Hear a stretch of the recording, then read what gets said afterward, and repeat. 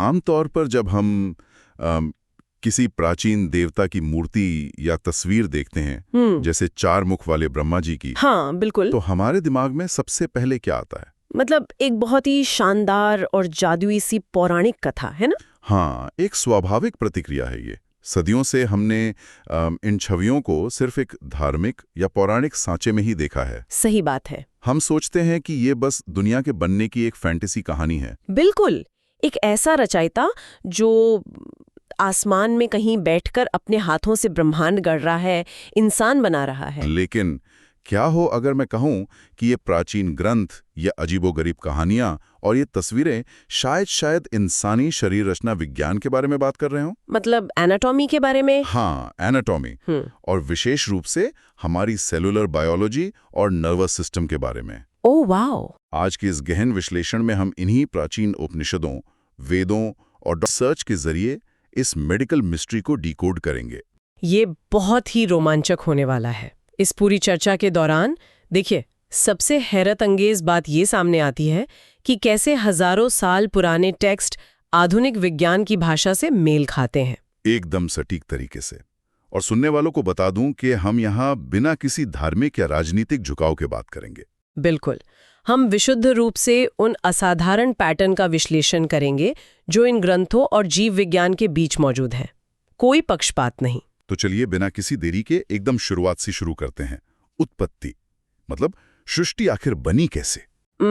हमारे स्रोतों में ऋग्वेद का जिक्र है, जहां एक बहुत ही रहस्यमयी शब्द आता है, तद एकम। तद एकम यानी वो एक तत्व। हाँ, ऋग्वेद के अनुसार विद्वान उस एक ही तत्व को अनेक नामों से पुकारते हैं, जैसे अग्नि, यम या मातृश्वा। अच्छा। लेकिन अपने मूल रूप में वह अज है। अज मतलब जो अजन्मा है। बिल्कुल सही। वो एक परम तत्व है जिससे इस पूरे ब्रह्मांड का निर्माण हुआ। और इसी विचार को मैत्रायणी उपनिषद और गहराई में ले जाता है। वो कैसे?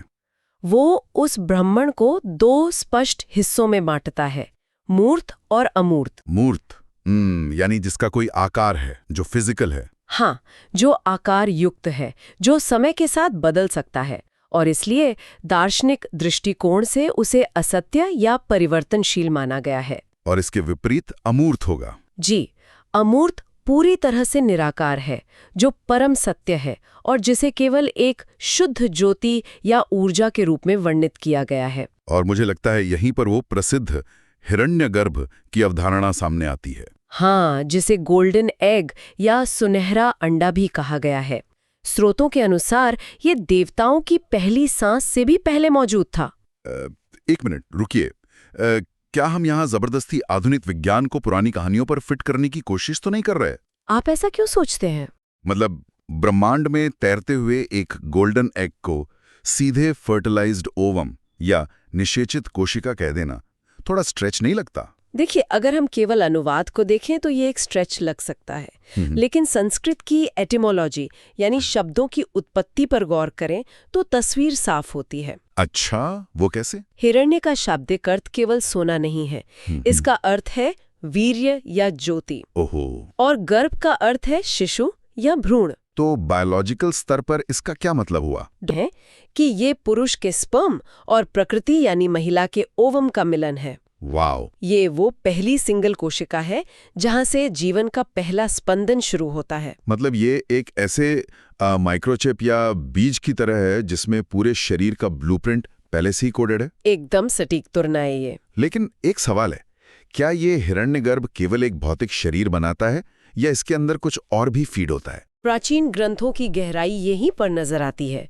हिरण्यगर्भ केवल एक भौतिक संरचना का नक्शा नहीं है। तो और क्या है? ये अपने साथ पिछले जन्मों के संस्कारों, प्रवृत्तियों और कर्मों का पूरा खाता लेकर आता है। क्या बात कर रहे हैं? हाँ, जब वो एक कोशिका विभाजित होना शुरू होती है तो वो केवल एक शरीर का निर्माण नहीं कर रही होती, वो उस जीव का पूरा मनोवैज्ञानिक और कर्मिक इतिहास भी साथ लेकर चल रही होती है। कमाल है। तो अब इस सिंगल सेल से शरीर बनने की प्रक्रिया पर आते हैं। ठीक है। जब इस हिरण्यगर्भ का कोशिका विभाजन शुरू होता है तो सबसे पहले क्या बनता है? भ्रूण के विकास में यानी एम्ब्रियोलॉजी में उन प्रारंभिक कोशिकाओं से बनने वाली सबसे पहली संरचना हमारा नर्वस सिस्टम होती है। हमारा तंत्र का तंत्र। बिल्कुल।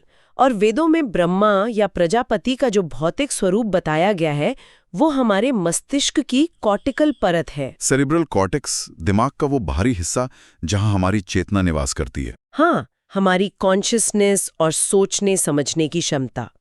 और भ्रूण के विकास के दौरान ब्रह्मा का एक और प्रत्यक्ष स्वरूप त्वष्टा माना गया है। त्वष्टा। आधुनिक विज्ञान की भाषा में इसे एक्टोडर्म कहा जाता है। रुको, एक्टोडर्म। जो लोग रोज बायोलॉजी नहीं पढ़ते उनके लिए इसे थोड़ा आसान भाषा में समझाते हैं। इसे ऐसे समझते हैं। कल्पना कीजिए कि एक विकसित होता हुआ भ्रूण शुरुआत में गूंथे हुए आटे की एक छोटी सी गेंद जैसा है। ठीक है, एक गेंद। इस गेंद की जो सबसे बाहरी परत होती है उसे एक्टोडर्म कहते हैं। अच्छा। विकास के दौरान ये बाहरी परत अंदर की तरफ मुड़ती है और एक ट्यूब जैसी बन जाती है। और यही ट्यूब आगे चल के नर्वस सिस्टम बनती है। बिल्कुल, यही आगे चलकर हमारी पूरी रीढ़ की हड्डी और मस्तिष्क का निर्माण करती है। त्वष्टा का अर्थ ही है रूप देने वाला या आकार गढ़ने वाला। बहुत खूब। और सुश्रुत के अनुसार तो ब्रह्मा शरीर के भीतर स्वयं या आत्मान का प्रतिनिधित्व करते हैं और हमारी भ्रुकुटी यानी आईब्रोज के बीच वाले क्षेत्र से जुड़े हुए हैं। लेकिन फिर शरीर के बाकी देवताओं का क्या? इंद्र, अग्नि, वायु, इनका क्या काम है? वेदों में वर्णित अन्य सभी देवता वास्तव में शरीर के अलग अलग चेतन केंद्र या सेंसरी और मोटर सेंटर्स हैं। मतलब हमारे देखने, सुनने और महसूस करने वाले सेंटर्स। जी, ब्रह्मा मस्तिष्क के सेरेब्रल कॉर्टेक्स के रूप में उन सभी देवताओं को नियंत्रित करने वाले सर्वोच्च निर्देशक हैं। यहाँ मेरे दिमाग में एक बहुत बड़ा सवाल आ रहा है। पूछिए। अगर प्राचीन ऋषियों को सेरेब्रल कॉर्टेक्स और नर्वस सिस्टम के बारे में इतना ही सटीक वैज्ञानिक ज्ञान था, तो उन्होंने इसे सीधे सीधे विज्ञान की भाषा में क्यों नहीं लिखा? यह एक बहुत ही लाजमी सवाल है। उन्होंने इसे श्रुति क्यों कहा, जिसका मतलब होता है सुना हुआ ज्ञान? इसे इतना रहस्यमय क्यों बना दिया?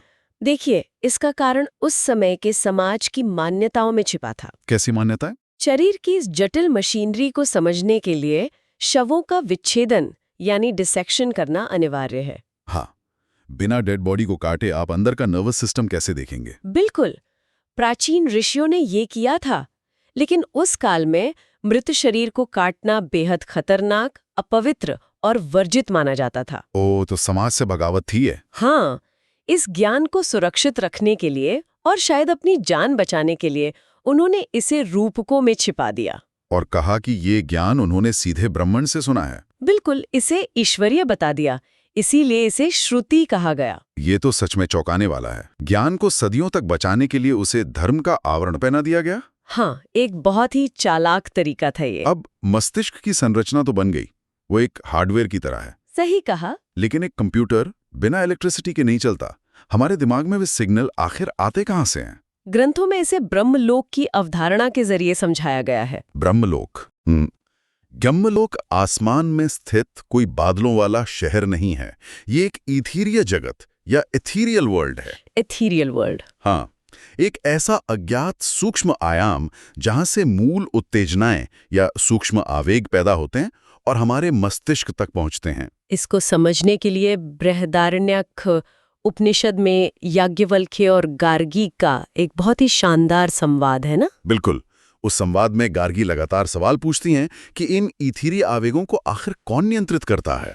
और फिर याज्ञवल्क्य क्या कहते हैं? वो उन्हें एक बिंदु पर आकर रोक देते हैं। वे कहते हैं कि इसके आगे सवाल मत करो। मतलब विज्ञान की भी एक सीमा है? हाँ, ये दर्शाता है कि विज्ञान और दर्शन भी उस अंतिम इथीरिय स्रोत को पूरी तरह से परिभाषित करने में असमर्थ हैं। तो अगर हम इसे आज की टेक्नोलॉजी से जोड़ें, हाँ, बताइए। क्या हम कह सकते हैं कि ये एक वाईफाई राउटर जैसा है? ये तुलना बहुत ही बेहतरीन है। मस्तिष्क यानी प्रजापति वो हार्डवेयर राउटर है और जो अदृश्य इंटरनेट सिग्नल उस राउटर में आ रहे हैं वे ब्रह्मलोक से आने वाले इथीरिया आवेग है। बिल्कुल। और फिर राउटर उन्हें हमारे शरीर के अलग अलग अंगों तक भेजता है। लेकिन ये सिग्नल ट्रांसमिशन शरीर में होता कैसे? कोई तार तो होंगे। इसके लिए श्रीमद् भगवद गीता में एक संदर्भ है। शरीर के भीतर प्रजापति का प्रतिनिधि सोम को माना गया है। सोम। जैविक रूप से ये सोम सेरिब्रो स्पाइनल फ्लूइड है। एक बार फिर इस सेरिब्रो स्पाइनल फ्लूइड को आसान भाषा में डिकोड करेंगे? जरूर। ये एक बिल्कुल साफ पानी जैसा तरल पदार्थ होता है जो हमारे दिमाग और पूरी रीढ़ की हड्डी के चारों तरफ बहता है। अच्छा, जो दिमाग को झटकों से बचाता है। हाँ, ये एक शॉक एब्जॉर्बर का काम करता है। लेकिन साथ ही ये तंत्रिका तंत्र के सिग्नल्स को बहने के लिए एक हाईवे भी प्रदान करता है। समझ गया। यही वो सोम है जो शरीर की स्वैच्छिक और अनैच्छिक प्रणालियों को चलाता है। स्वैच्छिक मतलब जिन पर हमारा कंट्रोल है, और अनैच्छिक जैसे दिल का धड़कना। बिल्कुल सही। अब एक बात बताइए, अगर तंत्रिका तंत्र और मस्तिष्क ही ब्रह्मा है, तो वेदों और पुराणों की उन महान कथाओं का क्या? आप किन कथाओं की बात कर रहे हैं? अगर हम सतह पर देखें तो वे एकदम जादुई फैंटेसी लगती हैं, लेकिन इस बायोलॉजिकल लेंस से देखने पर उनके मायने ही बदल जाते हैं। हाँ, ये सच है। कोई उदाहरण देंगे? जैसे एक कथा है कि ब्रह्मा ने तपस्या करके अग्नि, वायु, सूर्य और चंद्रमा को उत्पन्न किया। हाँ, इसका जैविक अर्थ ये है कि मस्तिष्क ने शरीर में अलग-अलग ऊर्जा और सेंसरी केंद्रों को सक्रिय किया। और तपस्या का क्या मतलब हुआ यहाँ? तपस्या यहाँ वो गहरी एकाग्रता या जैविक प्रक्रिया है जिसके माध्यम से ये अंग कार्य करना शुरू करते हैं। और रुद्र की उत्पत्ति की वो कथा, जहाँ प्रजापति ने बीज डाला जिससे कुमार यानी रुद्र पैदा हुए। हाँ, और प्रजापति ने उनके 8 नाम रखे थे। शर्म, पशुपति, उग्र, अश्नि, भव, महादेव, ईशान और रुद्र। शरीर विज्ञान में ये वाइटल एनर्जी यानी प्राण ऊर्जा के अलग-अलग 8 प्रणालियों में विभाजित होने का प्रतीक है। मतलब ये 8 नाम शरीर की 8 अलग-अलग प्रतिक्रियाओं के रूपक हैं। बिल्कुल। चलिए, शिव जी द्वारा त्रिपुर विनाश की महान कथा को लेते हैं, जब असुरों के 3 नगरों का विनाश करना था। तब ब्रह्मा जी ने एक अद्भुत रथ बनाया था। हाँ, और स्वयं शिव जी के सारथी बने। इसे शरीर के अंदर कैसे देखेंगे? देखिए, शिव को यहाँ शरीर की सर्वोच्च ऊर्जा या इम्यूनिटी के रूप में देखा जा सकता है। और असुरों के 3 नगर? वो शरीर में मौजूद गहरी बीमारियां या अवरोध हो सकते हैं। अच्छा। अब शरीर का इम्यून सिस्टम बिना किसी दिशा के हमला नहीं कर सकता, उसे गाइडेंस चाहिए। तो ब्रह्मा रथ चला रहे हैं, मतलब दिमाग गाइड कर रहा है? बिल्कुल। मस्तिष्क पूरे नर्वस सिस्टम को एक रथ की तरह संचालित करता है और उस ऊर्जा को सही दिशा में ले जाकर बीमारी का नाश करता है। क्या बात है। और वो प्रसिद्ध कथा जहां ब्रह्मा और विष्णु के बीच श्रेष्ठता की लड़ाई होती है। हाँ, और एक अनंत ज्योतिर्लिंग प्रकट होता है। ब्रह्मा जी हंस का रूप धारण करके उसके ऊपरी छोर को खोजने निकल पड़ते हैं। हंस का रूप लेकर ज्योतिर्लिंग का ऊपरी छोर खोजना वास्तव में बुद्धि और मस्तिष्क द्वारा उस अनंत चेतना को मापने का प्रयास है। सुप्रीम रियलिटी को मापने का प्रयास। हाँ, चूंकि चेतना अनंत है, मस्तिष्क कभी भी उसकी सीमा या छोर नहीं खोज पाता। यह मानवीय बुद्धि की सीमाओं का बहुत ही सुंदर चित्रण है। बिल्कुल, ये एक दार्शनिक और जैविक सत्य है। एक और बहुत ही हिंसक कथा है दक्ष प्रजापति की। दक्ष को वृद्ध प्रजापति या पुराना रचयिता कहा गया है। हाँ, जिनका सिर शिव के अवतार वीरभद्र ने काट दिया था। इसे बायोलॉजी से कैसे जोड़ेंगे? सेल्यूलर बायोलॉजी में एक बहुत ही महत्वपूर्ण प्रक्रिया होती है जिसे एपोप्टोसिस कहते हैं। एपोप्टोसिस, ये क्या है? इसका मतलब है प्रोग्राम्ड सेल डेथ या कोशिकाओं का खुद को नष्ट कर लेना। खुद को नष्ट करना क्यों? जब शरीर में पुरानी कोशिकाएं काम के नहीं रहती तो नए विकास के लिए उनका नष्ट होना जरूरी है। तो दक्ष वो पुरानी व्यवस्था है। हाँ, जिसे नष्ट करना आवश्यक था ताकि नई चेतना जन्म ले सके। वीरभद्र द्वारा सिर काटा जाना उसी पुरानी सेल्यूलर संरचना के खत्म होने का रूपक है। ये सब सुनकर ऐसा लगता है जैसे हमारे पूर्वज कोई बहुत ही हाई लेवल का न्यूरोलॉजिकल साइंस फिक्शन लिख रहे थे, जो दरअसल नॉन फिक्शन था। बिल्कुल। अब इन कथाओं से आगे बढ़ते हैं और एक ऐसी कथा पर आते हैं जो सुनने में बहुत ही विवादित है। आप नक्षत्रों के रहस्य की बात कर रहे हैं ना? हाँ, पुराणों के अनुसार आकाश के 27 नक्षत्र प्रजापति की कन्याएं हैं और उनका विवाह सोम यानी चंद्रमा से हुआ था। और कथा में आगे बताया गया है कि सोम का अपनी सभी पत्नियों में से रोहिणी के प्रति विशेष झुकाव था। रोहिणी जो सृजन और उर्वरता की प्रतीक है। और ऐत्रेय ब्राह्मण की कथा तो सतह पर सुनने में और भी अजीब लगती है। वो मृग और मृगी वाली कथा। हाँ, प्रजापति अपनी ही पुत्री की ओर आकर्षित हो जाते हैं। पुत्री डरकर मृगी यानी हिरणी बन जाती है और ब्रह्मा उसका पीछा करने के लिए मृग यानी हिरण बन जाते हैं। इस पर देवता क्रोधित होते हैं और रुद्र अपना बाण चलाते हैं, जिससे आकाश में मृगशिरा और रोहिणी नक्षत्र बनते हैं। ईमानदारी से कहूं तो ये कथा बहुत ही अजीब और लगभग स्कैंडलस लगती है। क्या ये भी शरीर के अंदर हो रहा है? अगर हम इसे शाब्दिक अर्थों में लें तो ये निश्चित रूप से अजीब है। तो डॉक्टर रैले की जैविक व्याख्या क्या कहती है? वो इसे एक शानदार न्यूरोलॉजिकल घटना में बदल देती है। शरीर में 27 नक्षत्र वास्तव में हमारे ऑटोनॉमिक नर्वस सिस्टम के 27 सिंपैथेटिक गैंग्लिया हैं। 1 मिनट रोकूंगा आपको। सिंपैथेटिक गैंग्लिया, आसान भाषा में कहें तो क्या ये हमारे शरीर के वो तार हैं जो इमरजेंसी में हमें फाइट या फ्लाइट मोड में डालते हैं? बिल्कुल सही पकड़ा आपने। अच्छा। कल्पना कीजिए कि आपकी रीढ़ की हड्डी के दोनों तरफ 27 छोटे छोटे कंट्रोल स्टेशन या तारों के गुच्छे लगे जो अंगों को सिग्नल भेजते हैं। और ब्रह्मा यानी मस्तिष्क इन तारों के माध्यम से ऊर्जा का संचार करता है। हाँ, इसलिए वे उनके पिता समान हैं। तो फिर ये मृग और मृगी वाली कथा, क्या ये मस्तिष्क द्वारा शरीर के सृजनात्मक ऊर्जा केंद्रों को ट्रिगर करने का कोई न्यूरोलॉजिकल रूपक है? ये पूरी तरह से एक जैविक रिफ्लेक्स का वर्णन है। रोहिणी शरीर में सृजन और ऊर्जा का वो विशेष केंद्र है। जब मस्तिष्क किसी रचनात्मक गतिविधि को अत्यधिक उत्तेजित करने की कोशिश करता है तो शरीर का वो ऊर्जा केंद्र बहुत ज्यादा सक्रिय हो जाता है। और इससे शरीर का संतुलन बिगड़ सकता है? बिल्कुल। और तब रुद्र का बाण चलता है। रुद्र का बाण चलना शरीर का वह इनहिबिटरी या रोकने वाला नर्व सिग्नल है जो उस अत्यधिक उत्तेजना को रोकता है। हाँ, और सिस्टम को वापस बैलेंस में लाता है। ये शरीर के अंदर चल रहे नर्व इम्पल्सेस का एक बहुत ही कोडेड वर्णन है। दिमाग चकरा देने वाला है ये। मतलब जो नक्षत्र हम आसमान में खोज रहे हैं वे दरअसल हमारे शरीर के अंदर फैले हुए तारों का जाल है। बिल्कुल। अब इन भौतिक और जैविक ढांचों से थोड़ा और गहरे चलते हैं, दर्शन की ओर। हाँ, विशुद्ध दर्शन और चेतना के स्तर पर ब्रह्मा को समझते हैं। अथर्ववेद के व्रात्य कांड में ब्राह्मण को परम व्रात्य कहा गया है।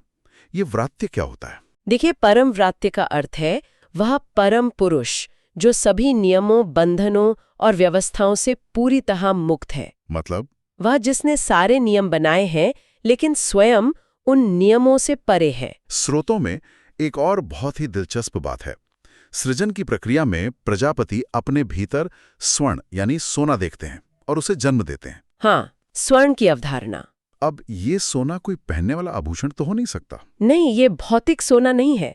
दार्शनिक रूप से यह स्वर्ण दरअसल पिछले ब्रह्मांडीय चक्रों के दौरान जीवों द्वारा किए गए पुण्य और पाप कर्मों का कुलयोग है। आहा, मतलब ये हमारे कर्मों का एक तरह का बैंक बैलेंस है। बिल्कुल सही। जिस बैलेंस को देखकर अगली सृष्टि का बजट या डिजाइन तय होता है। यह एक बहुत ही उपयुक्त एनालॉजी है।